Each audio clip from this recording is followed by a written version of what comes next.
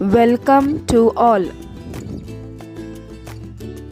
S Union High School and Junior College Subject Science Standard 6th. Lesson number 3, Diversity in Living Things and Their Classification. Now let us start with the next one, that is need for classification of plant. Now next one we are going to see about the need for classification of plant. Now what they are telling us, listen, they are telling us that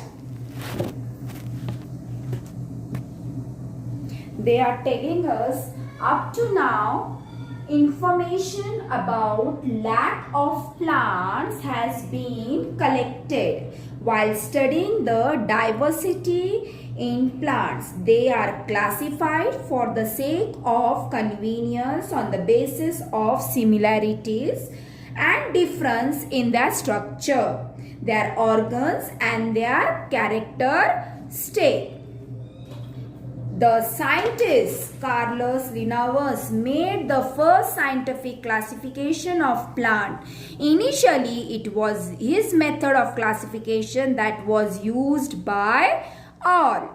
Is that clear to you, children? See in front of you, you can see the picture of Carlos Linnaeus. Means he was a great scientist who made the first scientific classification of plant. Initially, it was his method of classification that was used by all. Clear? Now let us start with the next one, that is classification of plant. Now first one is classification of plant. Now what is the classification of plant? See in front of you again you can see one picture of trees. Means in that what difference you see? See you can see some plant shapes, structure are different. The size is also different. Some are very short, some are tall, some are bigger, some are smaller. Means and the shape is also different, the structure is also different. Clear? See you can see in this picture, in the textbook also you can see that picture.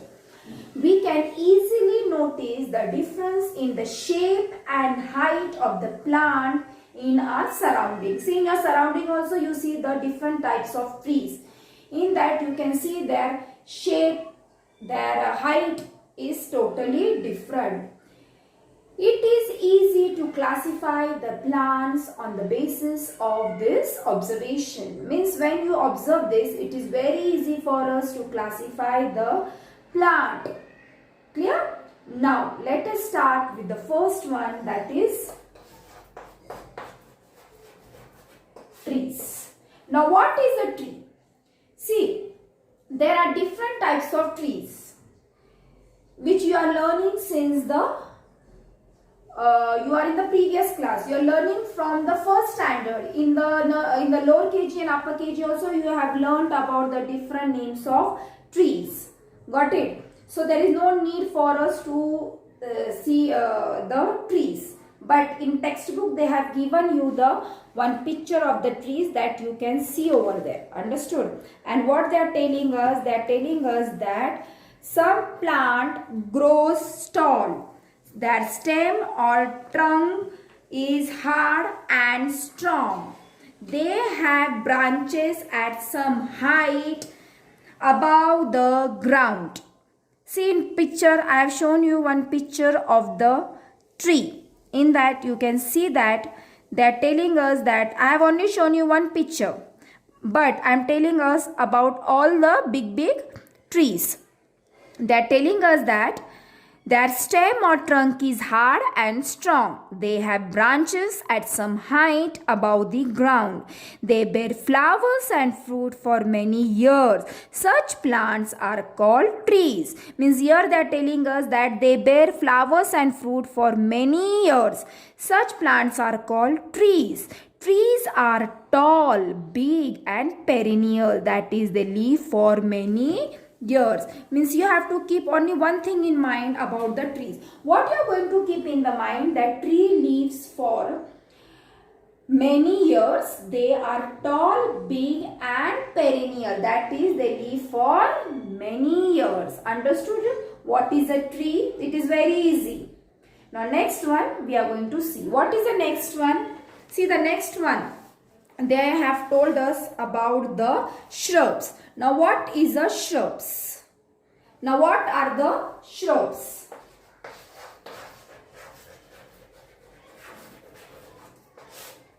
Now what are the shrubs? Some plants grow close to the ground. Means they are very close to the ground. They give out branches very close to the ground. They are shorter and smaller than trees. Means they are shorter and smaller than the tree. Now only you see the picture of tree. From that you can make out the structure of the tree and the structure of other plants which are short, understood, and very close to the ground, and they are smaller than the trees, but they have thick and hard stem. They have thick and hard stem, means it is very hard, it is not delicate.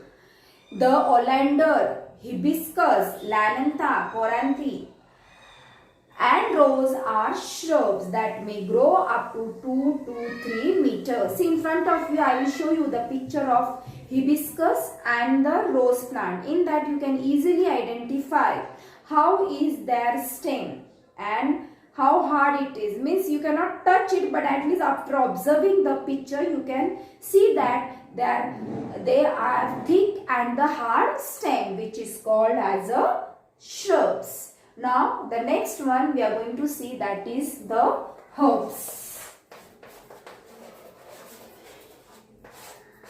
We are going to see about the herbs. Now what are the herbs?